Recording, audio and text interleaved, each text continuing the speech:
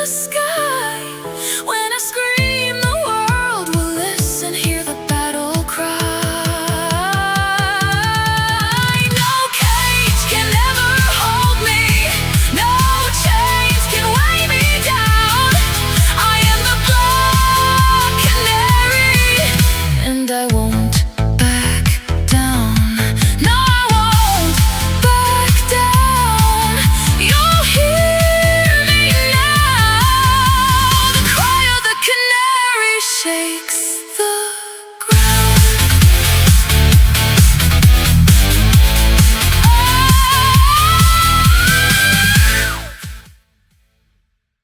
Okay, everybody, this is podcast 21, and we are going to discuss a real life event which occurred around the date of July 17th.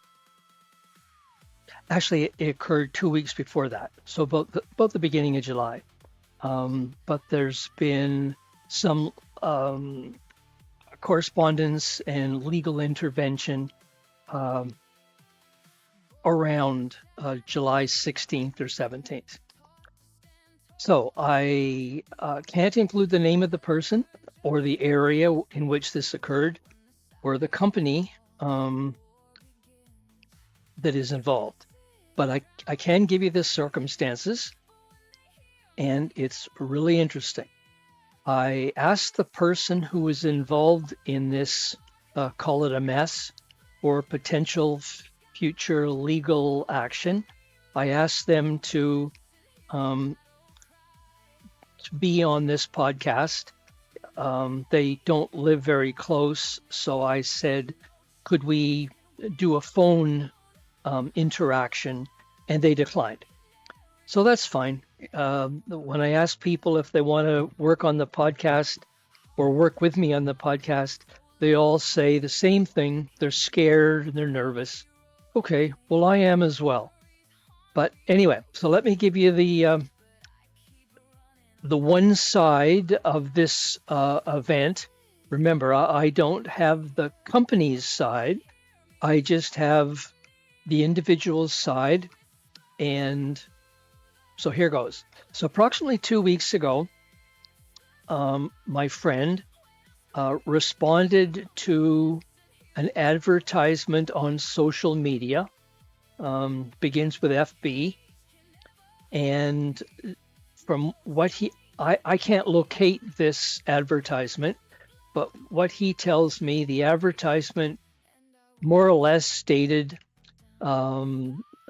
that due to a government energy savings program, this company would supply a brand new digital Wi-Fi programmable thermostat, which would control AC and heat.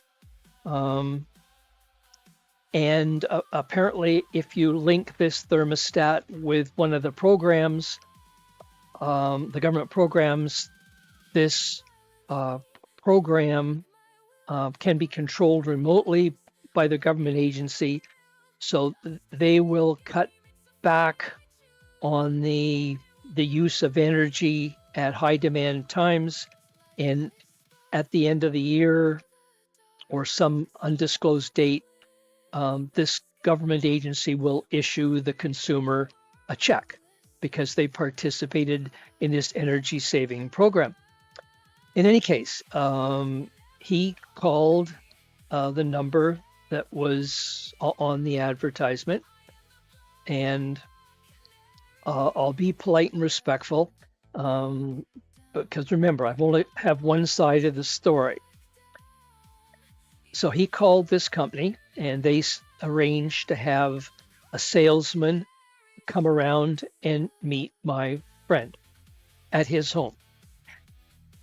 And let me give you a little bit of information about my friend, and I hope I won't overstep what I know.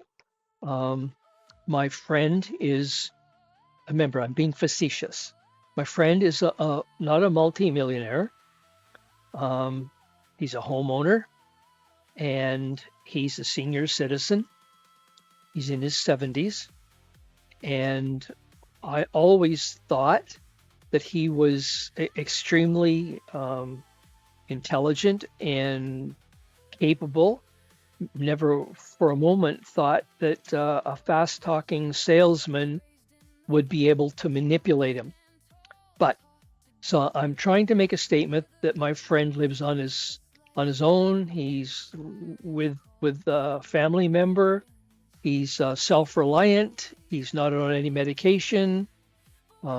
He's a licensed tradesperson, so he's intelligent. I mean, he's not crippled mentally or physically. He's not in any drugs. He's a good guy.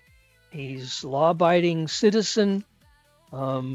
He's done everything by the book.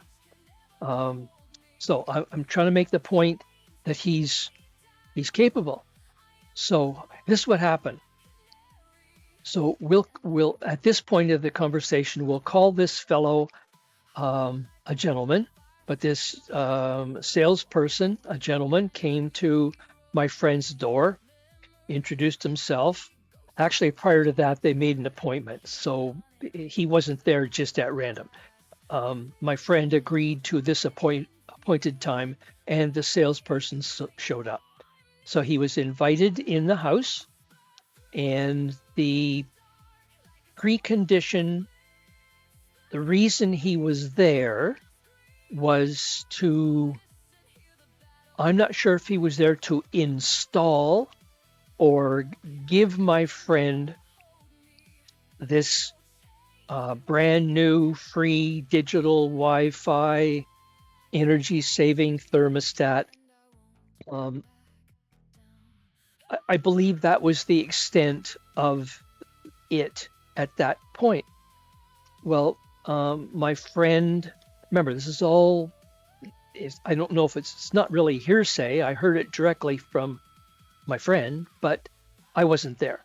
In any case, the salesman was invited into the house. He allegedly gave my friend the new thermostat and told him that he would arrange to have an installer come and install it and wire it up and so forth. In any case, as with all of us, I mean, nobody's exempt. We all say a little too much at certain times. And from what my friend told me, that he told the salesperson that he was interested in this product to save him money and to reduce his energy exposure and so forth. And I'm assuming that my friend said he was perhaps a little cash tight, which I think is an applicable statement for most of us. So I don't think that is necessarily a terrible thing. But my friend did say he made it clear that his motivation was to save energy, and the advertisement made this statement. In any case, the installer, so I have a lot of details here, but I just want to give you an overview. So the installer, the salesperson changed from a salesperson to a fast talker, like the clinical fast car salesperson. In any case, I'm assuming that he is an astute listener. He heard my friend. If my friend didn't directly say it, he indirectly implied that maybe he was struggling a little, and this thermostat was potentially going to help him save money and so forth. In any case, the fast talker picked up on that, and from what I understand, the fast talker took a different approach. So now he made the statement that he wanted to see into my friend's basement, where the hot water tank and so forth were located, which is perfectly normal. So my friend happily, I'm not sure happily, but it was no issues, no reluctance, took him downstairs, showed him the hot water heater and so forth. And I am assuming that my friend mentioned that he was interested in a new hot water heater. I know more, but I don't want to say anything more at this point. In any case, again, I think one of the key attributes of a good salesman is to listen.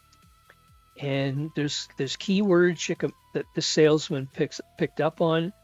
And so then he continued the sales pitch beyond this free digital thermostat, and he introduced the fact that my friend probably needed to get rid of this 20-year-old hot water tank, which he was still paying rental on.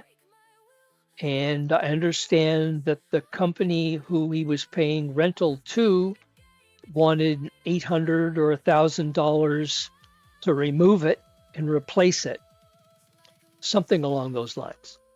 So the salesman said to my friend something along the lines of, well, let's get you a new hot water tank, and we'll give you a new high capacity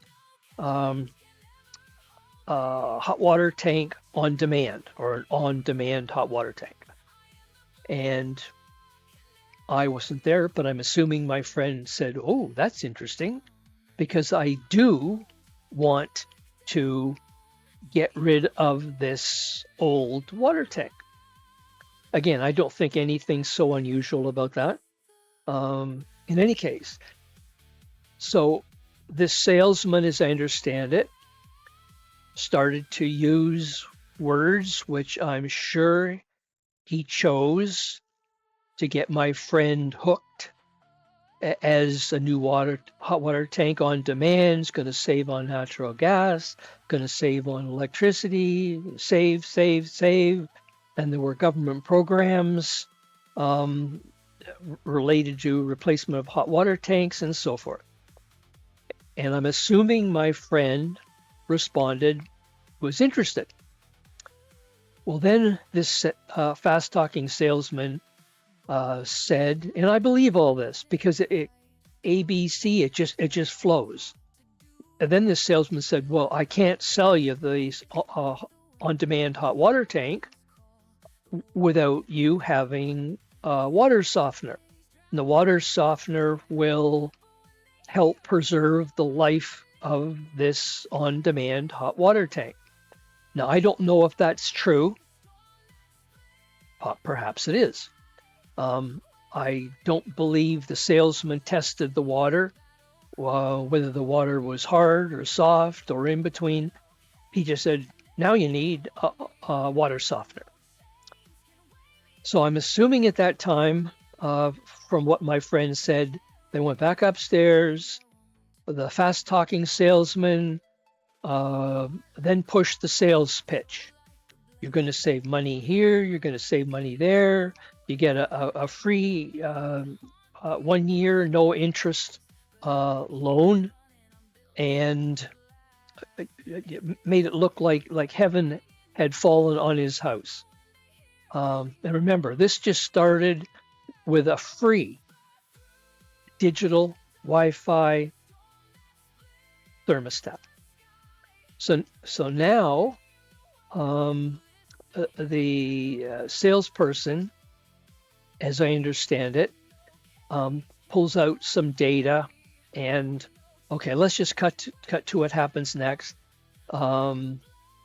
He's got my friend interested in $15,000 to $17,000 worth of purchases and installation fees. Not $5,000, 15 to 17,000. I am not sure if the 15 included taxes or whatever, but I understand the whole thing approached 17,000. So what the salesman has done is gone from a free hook.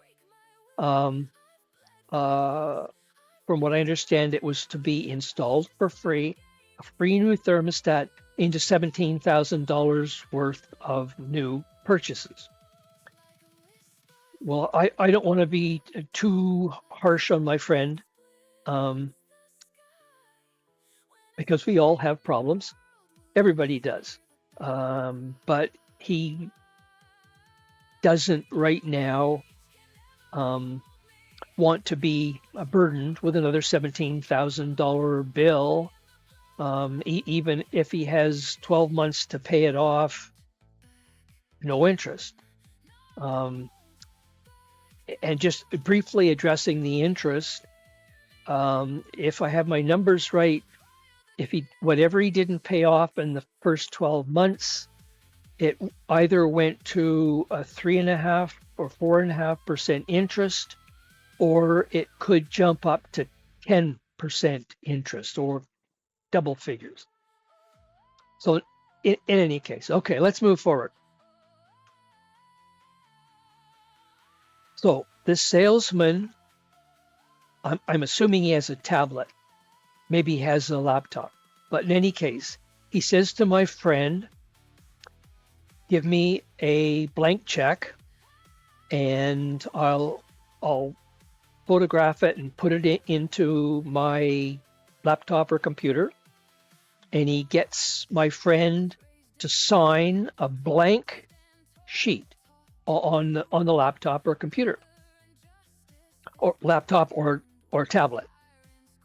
There's no documentation. He just says, sign this, and I'll copy and paste it into the appropriate documents. So I guess we, at certain times, all have old person moments. And I'm not here to say my friend did everything perfectly right. Otherwise, he probably wouldn't be in this situation. And I'm assuming he's going to watch this podcast, and I hope he won't be upset for me. I'm on his side, but there's certainly a number of lessons to be learned. Okay, so I'm assuming it's a tablet. So my friend signs the tablet on one screen, nothing else on it. The fast-talking salesman takes a photograph of his check, blank check, and he said, I'll copy and paste your signature onto all the documents. Well, my friend didn't write void in huge letters across the check. He didn't date the check. There was no other information on the check. So in other words, I'm not a lawyer, but this salesman now has a blank check. He has my friend's signature. He can basically, basically he can copy and paste my friend's signature onto the check, put anything on the check he wants, and here we go. So what happens next? So the salesman tells him, he doesn't tell him the exact amount of the liability which my friend is going to incur, which is between 15 and 17,000. But he said, we're going to get installers here tomorrow. And tomorrow would have been a Saturday. Well, for some reason, the installers can't make it on the Saturday, which is the day following the time all of this stuff with the salesman occurred. So they have to postpone until Sunday. So I've got a lot of documentation here, but let's just go through the basic scenario. So now my friend, he didn't sign anything. He signed nothing. He gave a signature on a tablet, and he gave a photograph of a blank check. He signed nothing. But now the salesman's arranged for an installation on the next day, Saturday. For some reason that fails, and the installers come Sunday. So what my friend was told, that it would take an hour to do the installation, when in fact it took almost 4 or 5 hours. I'm not sure that's an issue, but I think it goes to show the salesman's pushing and exaggerating. He said our installers will be in and out so fast you'll never even know they were there. Okay, so the timeline. My friend has from Friday to Sunday to change his mind. There's been no installation. Nothing has occurred. The tradespeople haven't been there. There's been nothing happen. So one of the alternatives to this is a small claims action.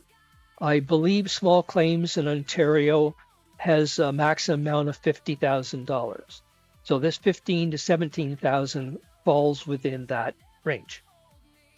But on the negative side, my friend had 48 hours that he could have stopped this. So what happened after the installation? The installation occurred, and approximately a week goes by, maybe not a week, but say a week, and my friend has buyer's remorse. I'm not sure. I believe he was sent an email from the company stating that they had approached a finance company on his behalf. He didn't do it. And the finance company had approved him for a loan for $17,000. And that's when I guess the light turned on that he was now in debt for $17,000. And I'm assuming at that point is when he started to realize that he's now further in debt, and it wasn't a positive situation. Okay, so what happened next? So these are all approximates. So approximately he waits for another week, and he's under extreme stress, which is not unusual under the circumstances. He feels that he's been fast talked, which probably he has been, and now he's looking for some sort of out. Okay, so that's kind of what's happened. Oh, just to add in, my understanding is that he did not sign anything at the completion of the installation, which I believe is normal. You would sign something that says the installation was complete, looks good, no leaks, and so forth. He signed nothing. He was never sent an actual invoice for nearly a week later. And apparently he did call to get an invoice, and they said, oh, it'll be there in a few days or a week or something like that. Now, this part becomes a little uncertain, but apparently part of the rebates was going to be around $1,000 to $1,500. This is what the salesman told my friend. So my friend called up and said, when am I getting this rebate from the government? And and he did get a hold of somebody at the company office. He did not speak to the salesman. He spoke to someone at the salesman's corporate office, and they told him it would be sent out or applied for in about 40 days. And he made a point, well, why am I waiting 40 or so, why am I waiting 40 days? What's the wait? Oh, well, we have things to do, we're busy, all that sort of thing. So I would make an assumption that they're trying to put time between the installation and any potential complaints from the customer. Maybe. In any case, okay, so now let me look at the actual documentation which I have available. So my friend approached the law firm, and the law firm, name not mentioned, and the law firm created a letter, and I will read part of it to you. In any case, this occurred in the Barrie or Orillia area. Actually, it didn't, but I'm not going to be any more precise regarding the geographical location. In any case, let me read you the letter. And I want to be clear. The lawyer has not been, from my understanding, the lawyer has not been paid. He's not under contract. He's not my friend's lawyer in terms of a lawyer has been paid and has a responsibility. There is more to this, and I understand, but I can't say too much. In any case, here's the letter. Just a minute. Okay.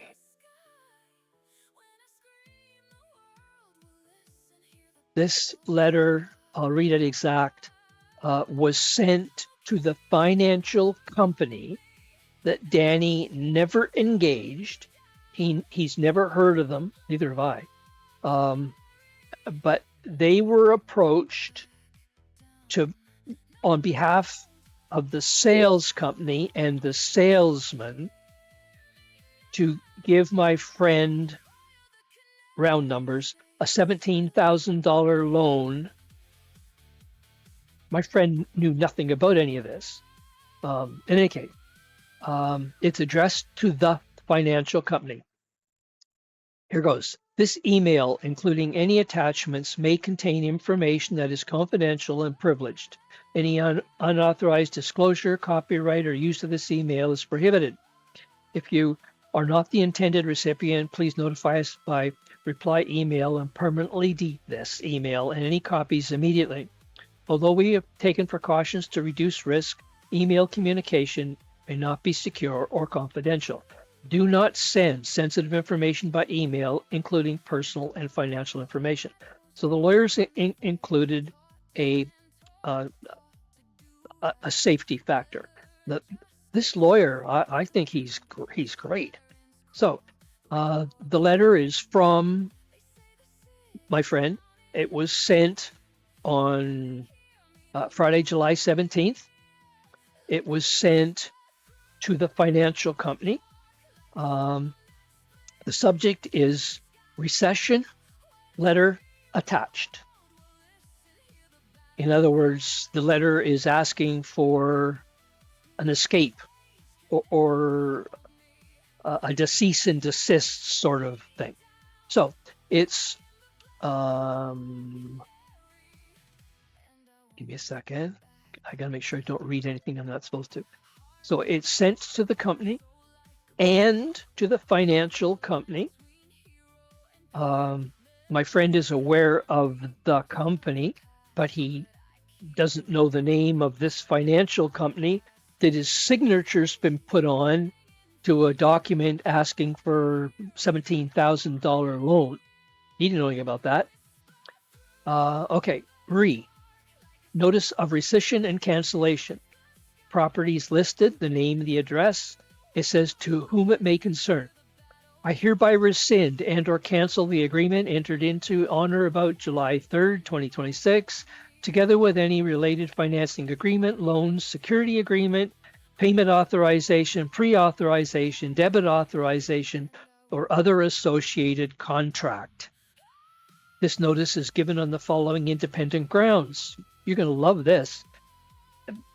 Anybody of any age, or pretty much of any financial situations, needs to make note of this. I think this lawyer's phenomenal. Number one, void agreement. It gives a section. The exact wording: I did not invite this company to my residence for the purpose of purchasing, financing, installing, or replacing a tankless water heater, water treatment equipment, or any other prescribed goods.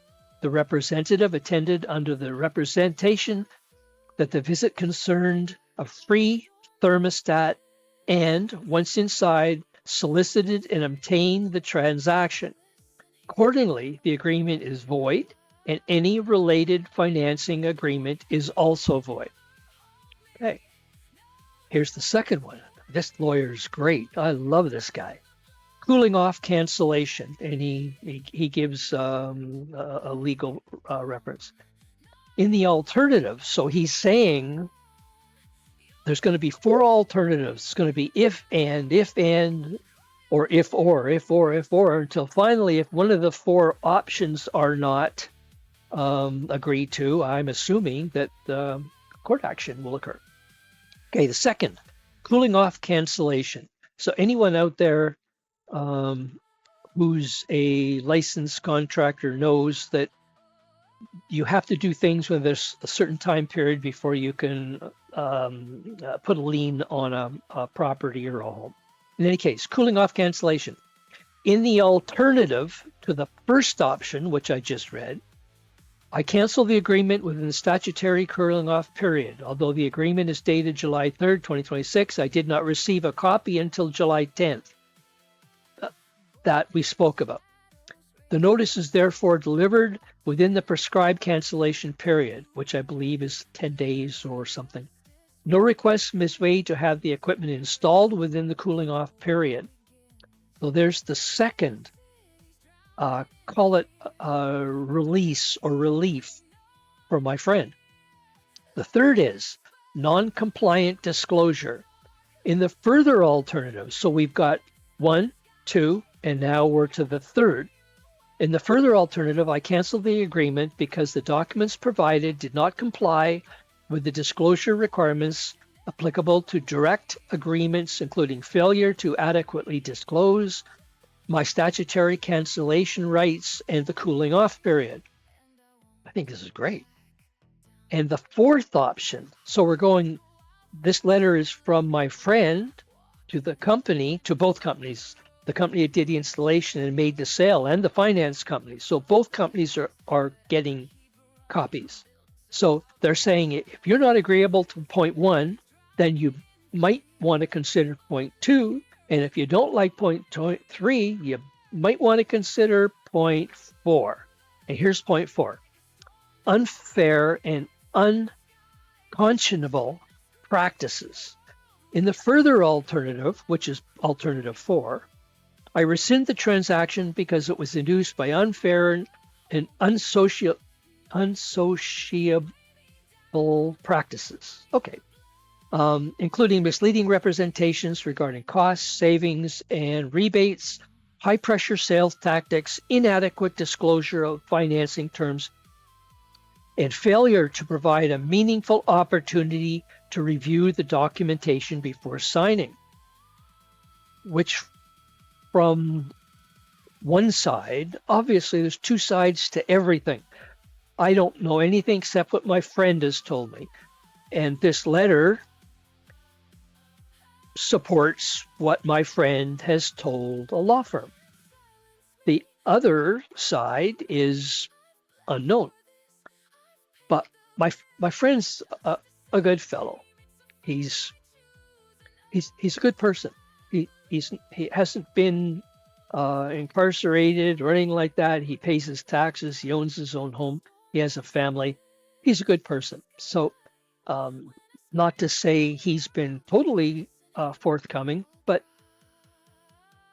I would agree with anything he's told me. Probably 90%.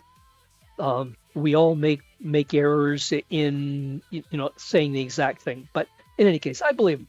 So this letter going to the company and the financial institution makes it clear they have 4 options, all legal options, to cancel this agreement and step back.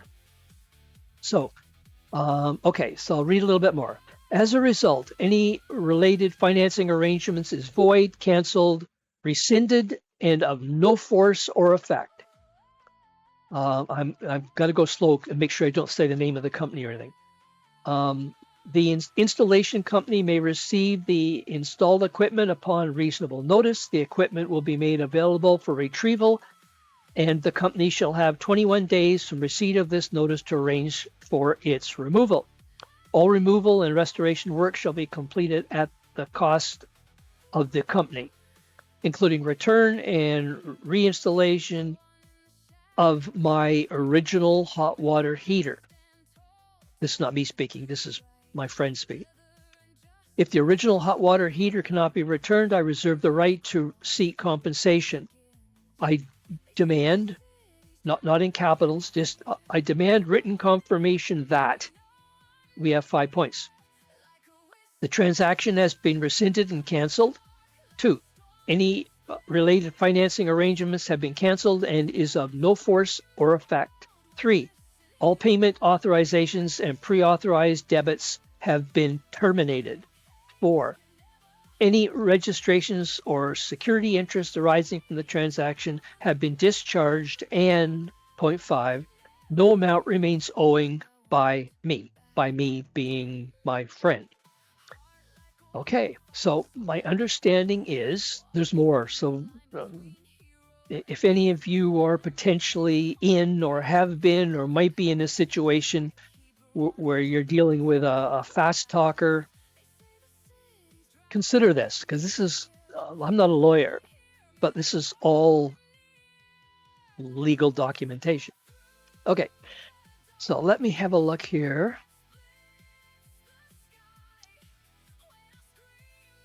Okay, I've got 12 pages of notes, some of it from legal provisions on the internet. So my friend has made a determination. I don't know how he did it. I don't know whether let me just change this. I forgot to change the background. Darn it, I don't know what I'm doing anymore. Okay. So in any case, my friend has told me he made a determination to have a new on-demand hot water system and a new water softening system installed. Would cost between $3,000 and $5,000. I don't know how he arrived at that number. I have no idea. I don't know. I do know that if this were to proceed to small claims court, I assume that my friend would have to come up with written documentary quotes, estimates of what it would cost. So I don't know if he did that to come up with a $3,000 to $5,000 estimate, but let's just give him the benefit of the doubt. Let's say it costs $5,000 and his liability from this company is $17,000. Well, from my simple math, that's over a 300% inflation factor. I'm not sure that's reasonable. Maybe it is. I know in a democratic capitalist society, companies are allowed to charge whatever they want. People generally don't have a gun held to their head and said, you are going to sign this, you're going to undertake this liability.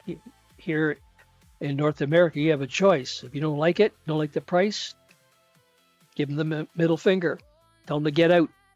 But in any case, if he's right and a reasonable cost for installation of this equipment is around $5,000, then them asking for $17,000 maybe a little bit high. I have not seen any quotes from my friend, but I believe him. I believe in this situation he probably called a couple of companies and asked what this equipment would be worth, and then he made an assessment of what installation might be. Seems reasonable. Let me see here. Okay. Hang in there because I have some really interesting things to show. I think a judge would be more interested in, if it goes to small claims court, if it were, actual invoices, competing quotes, because you get 3 or 4 quotes there. I'm sure there's going to be discrepancy. Market pricing, expert evidence, and contractor estimates. I mean, if my friend does proceed to small claims court, he's going to have to go prepared, as would anyone if you're going to small claims court. He's not going to be able to say, I think it's worth $5,000. The judge is going to, I'm assuming the judge is going to laugh. He's going to say, I need documentation and I need signatures and dates and so forth and so forth. So let's address a couple of questions. Question 1, was the sales process proper? I won't address legal. We'll do that later. Was the sales process proper? That's where a number of issues arise. A free thermostat, alleged representations of huge savings to my friend, $1,000 to $1,500 immediate rebates from the government, huge savings. And I don't think anybody today, other than a few billionaire and trillionaires, if you can save money, you're going to think. So he got a free thermostat. That was the premise, the start, the hook. And then we go on to illegal or alleged representations or misrepresentations. The first thing we ending up, we go from an electronic thermostat into a $17,000 debt. And then we go on to electronic signatures. I don't know anybody who, under normal circumstances, would give their signature on a blank tablet. That makes no sense. And why you would allow somebody to take a photograph of a blank check without having void written across the check in huge letters, potentially without even dating that check, or even making a note on that check that the check was in line with a progression of a hot water tank and a water softener. But a totally blank, empty check, I don't think that was good. Financing. My friend never signed anything. He never agreed to anything. All of a sudden, he's got a $17,000 debt with a finance company. And by the way, it's not a normal financing as far as I could find. And disclosure. He never signed any, he never actually received any paperwork. He never actually put his signature on anything other than a blank tablet page. He never received anything. It was just a really questionable situation. And then cancellation rights. Usually there is a cooling off period. And he called, apparently he called a number of times during the week after the installation to inquire about getting documentation, getting warranty, finding out when this $1,500 of government rebate was coming. And he made it clear that he had a problem with the installed digital thermostat. And so there are questions. So the second question, what is the equipment actually worth? It is a separate issue, but if it does go to court, he's going to have to make a strong case with documents or documentary evidence that the equipment has been escalated beyond a reasonable level. Okay. It's not sufficient to say, I know what it's worth because I say so. That's not going to stand up anywhere.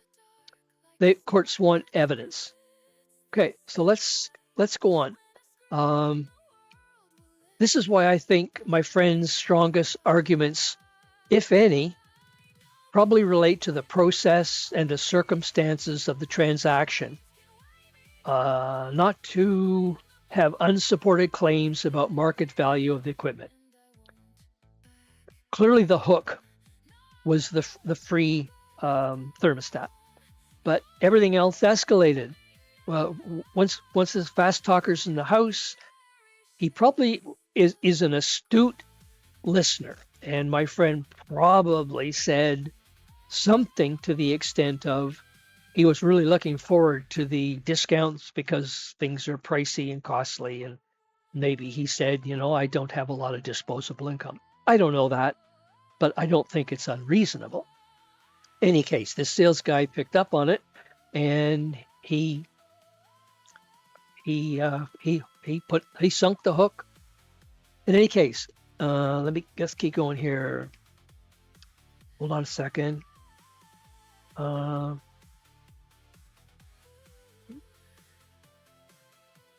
If I were, I did speak to somebody. I'm not going to say if they were a lawyer, but I did speak to somebody in casual conversation.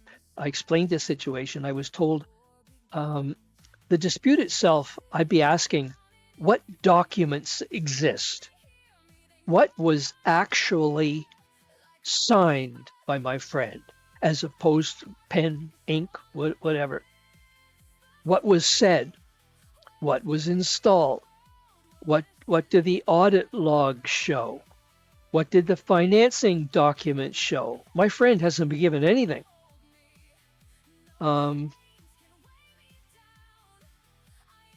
Even if my friend has exaggerated a little bit, which I don't think is such a terrible thing, not at this point, if it goes to court, then accuracy is necessity. But at this point, it's conversation.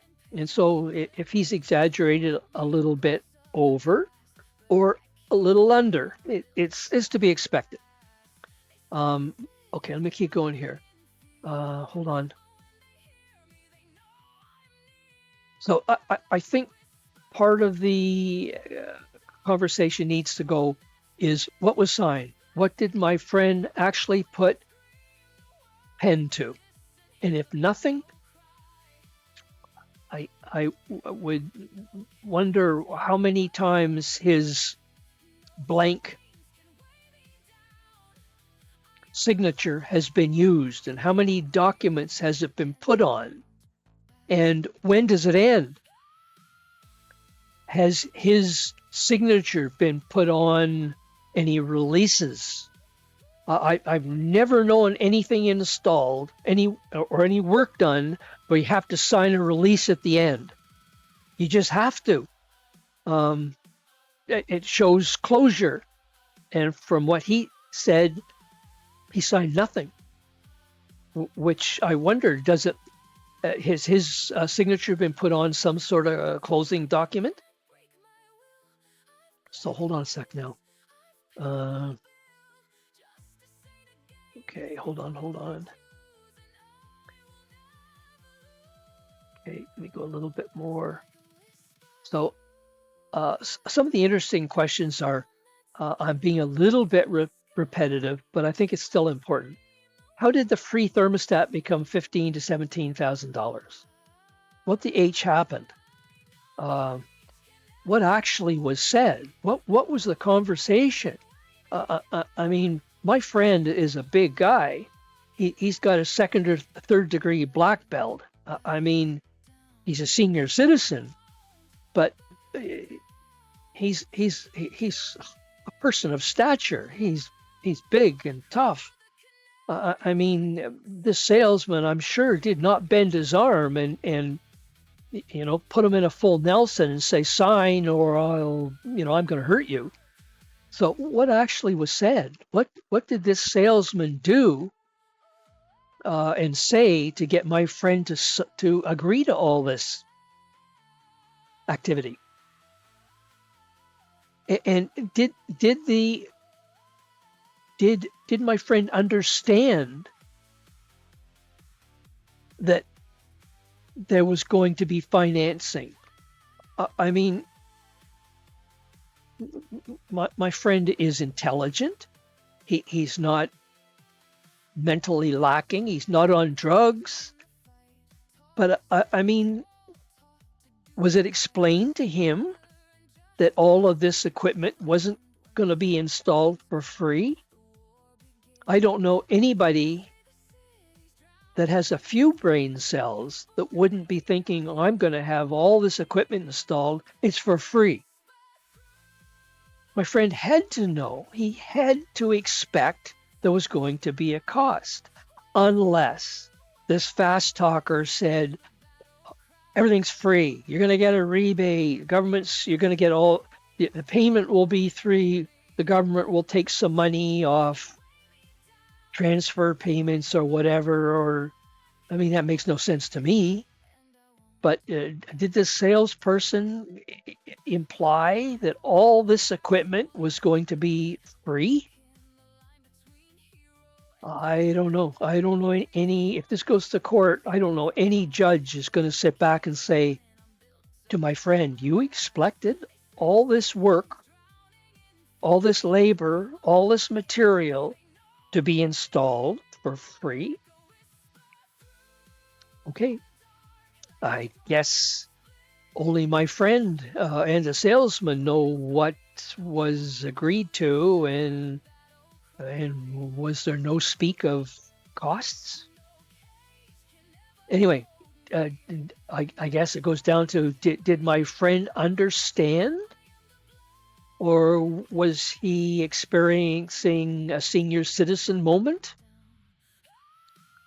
I know I read on social media seniors are taken advantage of all the time, but all of us know if it's too good to be true, it's a scam. And we know if someone's going to come into your house and install new equipment, there's got to be a cost. Anyway, okay. I'm not here to criticize my friend, but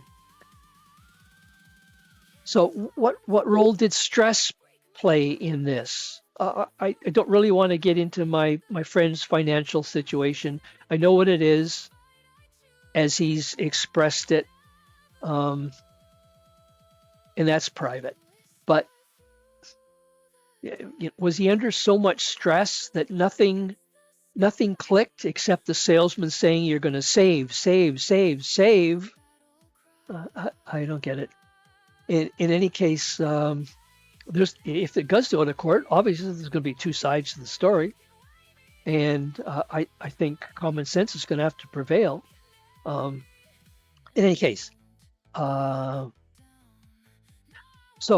I think there's more to this. So don't leave unless you have to. Consumers, let's say seniors or those who may be under stress or duress or maybe not thinking perfectly clearly. Don't give out blank checks. Don't sign blank tablet sheets. Get a copy of everything now. And say to the salesman, you're not signing anything until you see an agreement and the terms and any escape clauses and the warranty. By the way, my friend never got a warranty. He apparently never received a warranty, a document outlining warranty. So you have to be careful. And if you're going to give some company or someone a check, write void all over it. And even you have room for comments. Write in this check is only being presented for this activity. Like be clear. You're just leaving yourself open. Okay, so let's go on. There's more. Okay. From what I understand, my friend may have, not does have, may have legitimate concerns.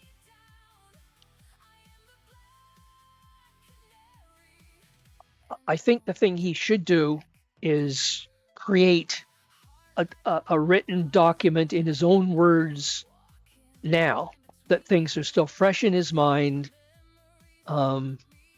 outlining the situation which occurred.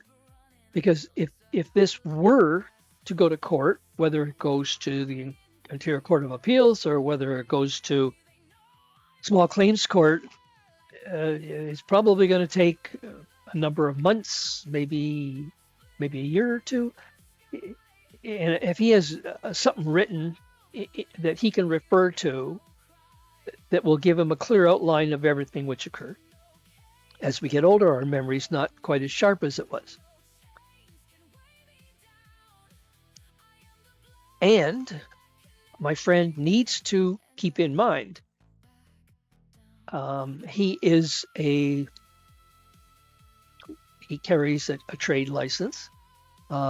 He knows that work has been done, equipment delivered, installation completed, and the installation apparently works. So it's not an issue that the equipment is faulty or doesn't work. Apparently it does. So there has to be some sort of culpability there for things. Another issue, the sales process, as alleged, raises a lot of questions. And I'm still perplexed. How could my friend be fast talked into $17,000 equipment from a free thermostat? I'm sure he's asked himself the same question. Stress and vulnerability may be relevant. And none of us know the whole story. Only my friend knows. So let's speak about, hold on a second. Well, what the heck happened to that? Okay, well, I guess that's the majority of the notes I made. I thought I had more. I thought I had 12 pages, but I misplaced a few. In any case, I spoke to another friend up in the Algonquin Park area, and he's told me that there are a number of these salespeople, or maybe it's just one salesperson, who is interacting with people in that area. I won't say the name of the town. And to a negative outcome. The same sort of thing that happened to my friend. And if you look at the Triple B, Better Business Bureau, and if you go to social media, you can see a number of complaints. But I'm not sure that really holds much water. It's easier to complain than say something positive. The motivation to complain is probably because of a problem. To say something positive, there's no motivation. But in any case, there are a number of negative comments on social media from this company,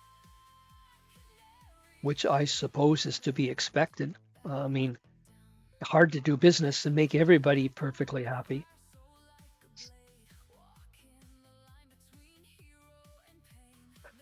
I think this is going to be an uphill battle.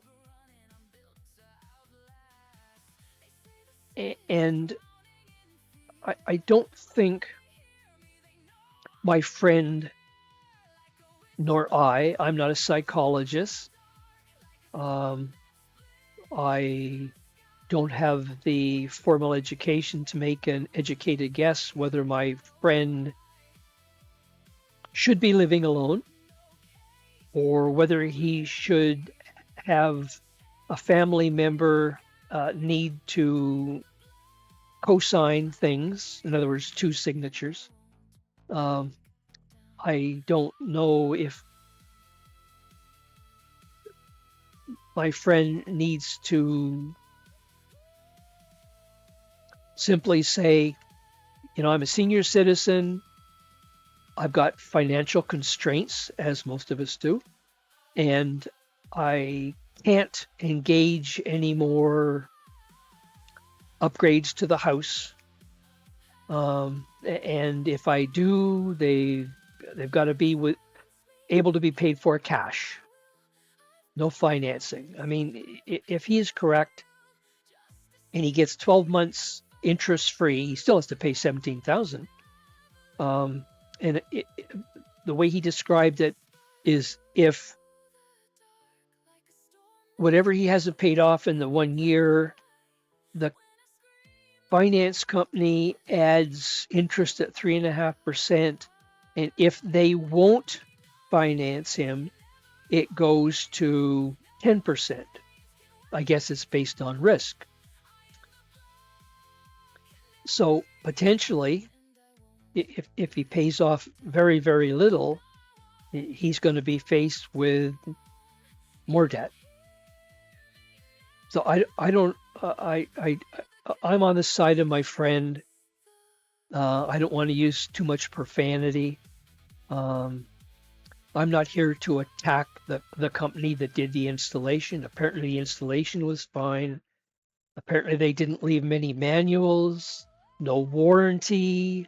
They didn't leave him copies of any documents signed or that they pasted his signature onto. Apparently when he called in, because the thermostat wasn't working properly, that they with reluctance called back and didn't help him sufficiently control the thermostat. He had to mess with it, and finally apparently got it working on a limited basis.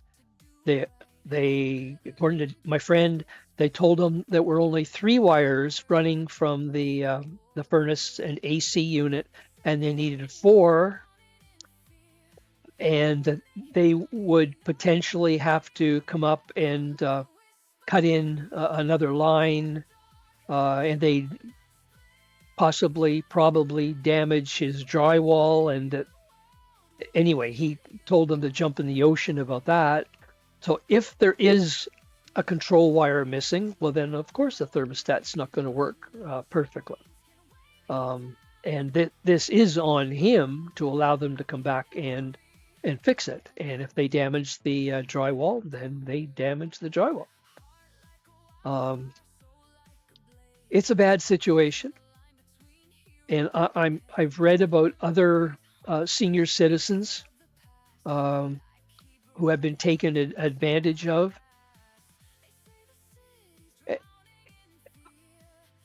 only knowing one side of the conversation, there's a lot to think about.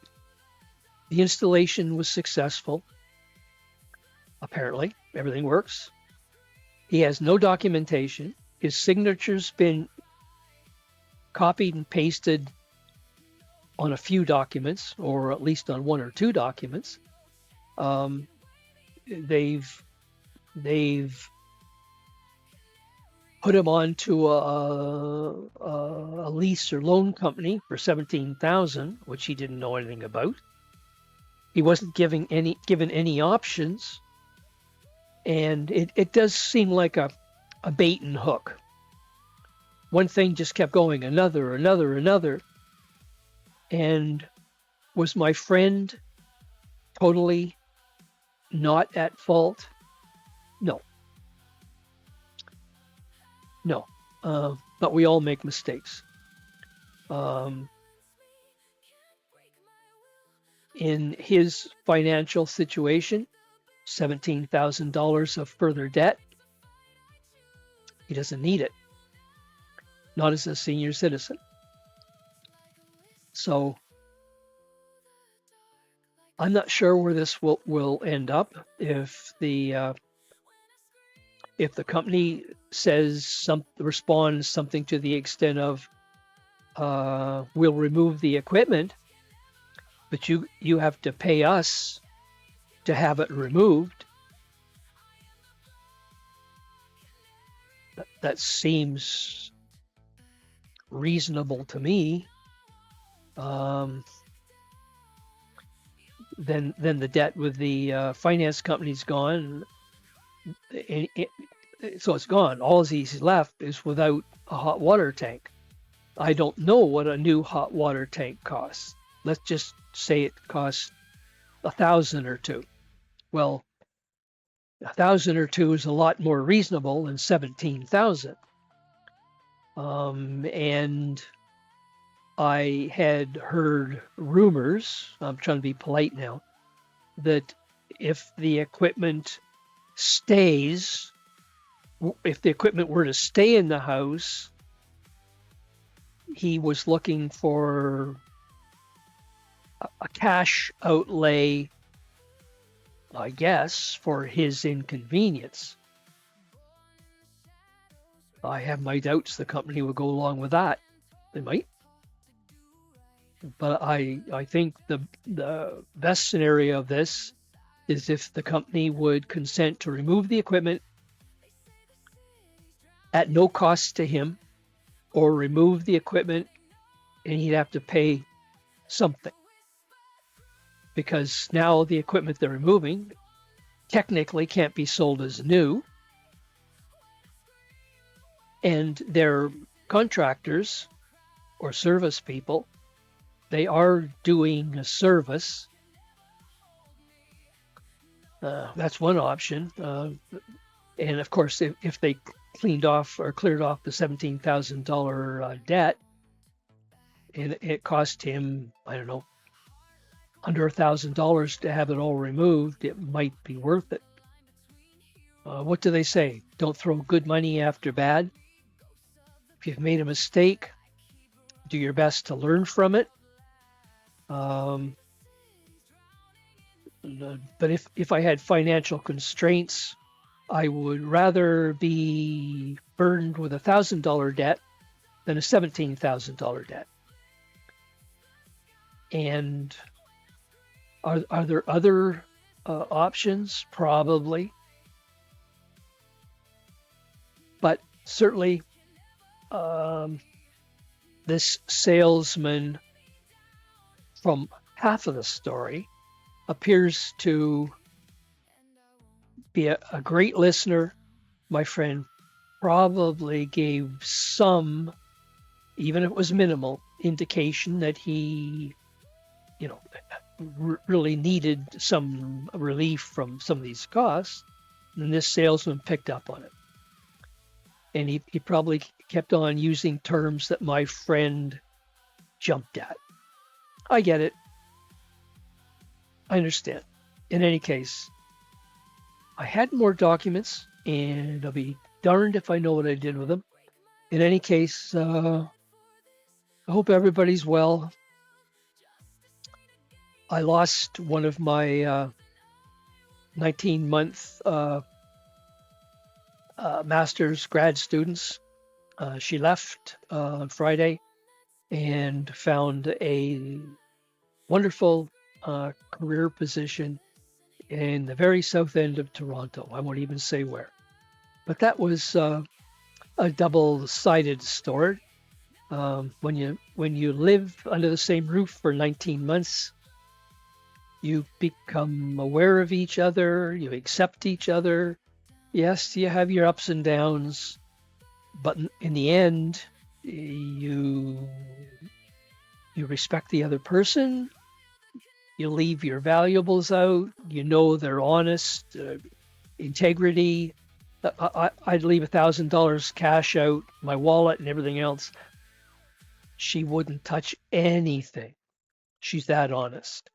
And that's comfortable. I knew this gentleman, just continue a tiny bit more.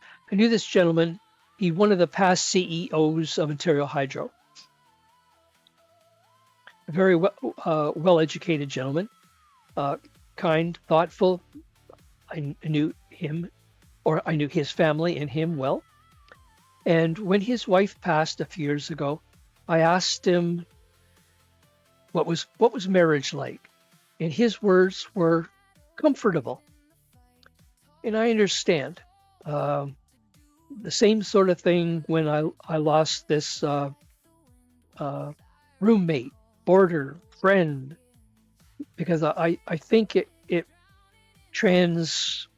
mutes from being a renter to a boarder to, if not a friend, then something closer to a friend. And on the personal side, house feels empty now, and she was goofy, just like the rest of us, but it was good. And on the financial side, I'll find other students who need good, clean accommodation, and we'll start over again. But I've learned a lot, and I think the main thing I've learned is find the right people to rent. I've had ups and downs with students who lie. They lie and misrepresent, and it doesn't work. So the pre-screening or the screening process is more important than anything. It doesn't matter whether they can pay their first and last month's rent. It doesn't matter. It's the three-letter word, FIT. Do they fit? Will they fit? I've had students who want to come in and change the whole house. They want to change me. They want this, they want that. They don't want to do this, they don't want to do that. It's tough. Better to have any landlords out there, or anyone even thinking of renting a room, better to have no renters than a bad renter. Absolutely. Screen like crazy. Ask a million questions, and if they approach sensitive areas, you're going to be living under the same roof. If you have shared washrooms, shared kitchens, I'm not saying anything crazy will happen. I'm just saying you're living under the same roof, so you got to know what the expectations are. So having her leave after 19 months, it's a long time. You get used to each other, and you know the boundaries, and you know what's expected. You know when you can help and when you can't. So anyway, that's 19 months that came to a conclusion. So I guess that's it. So let me just close by saying, because I'm sure my friend is going to watch this, and I'm going to say, absolutely, I support you as a friend. 100% I support you. But in terms of the law, and how this situation might be perceived in a court are different than me saying I support you as my friend. I don't know if it's a 50-50 situation of my friend was gullible and taken advantage of, or whether the salesman, whether my friend allowed the salesman to carry on and keep selling him more equipment. I don't know. I wasn't there. There's two sides to every story. And if it goes to court, both sides are going to be brought out into the open. I do know more about my friend than I'm willing to reveal, but he is a good man. He's educated. He's not stupid, but he is a senior citizen, and perhaps the thought of having huge savings dangled in front of him, which the salesman probably did, makes sense. He wants to make sale. He's probably on commission. And if not, his salary is in part compared to his sales, in part. Or maybe he's on salary and commission. So I don't know if it's a 50-50 issue. I don't know if my friend was just wasn't thinking that day. He knows. I don't. But I do know you don't sign a blank tablet. You don't give anyone a copy of a blank check. You always, unless you're absolutely sure, you write void across that check. You may even date it. You have along the bottom underneath, you have an opportunity to put comments. He wasn't given a warranty, allegedly. He wasn't given a warranty. He was given no documentation. This company used his blank signature to apply for $17,000 loan or financing. And I don't think that's necessarily right. And I don't know what they told him. I also don't think anyone who's thinking would expect to have all this equipment installed for nothing. Everything's expensive. I mean, darn, a Dairy Queen Blizzard is $15, $12 or $15. I went through a fast food place. Name's not important, and it came to $30. And so I went to the window. I said, "What am I paying for?" "Oh, well, this item's $12, and that's $8." And I'm thinking, for a hamburger? Anyway, everything's expensive. So my friend had to know there was going to be a cost. But maybe the salesman said the cost was going to be offset by the savings from the government. Maybe. In any case, I hope nobody watches my podcast, but once in a while they contain relevant information. What happened to my friend was not right. And should there be a financial release or relief? Probably, at least to some extent. Should he have to pay for the installation and the softener and on-demand water heater? Probably. I don't know. I guess the letter from the lawyer to the company and to the finance company have given them both 4 options. Well, I guess time will tell how they respond. In any case, have a good day, everyone. It was only 14°C this morning when I woke up.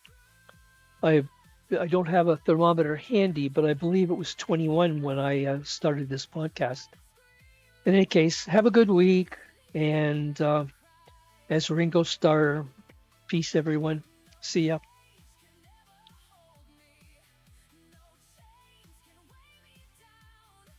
I am the black canary, and I won't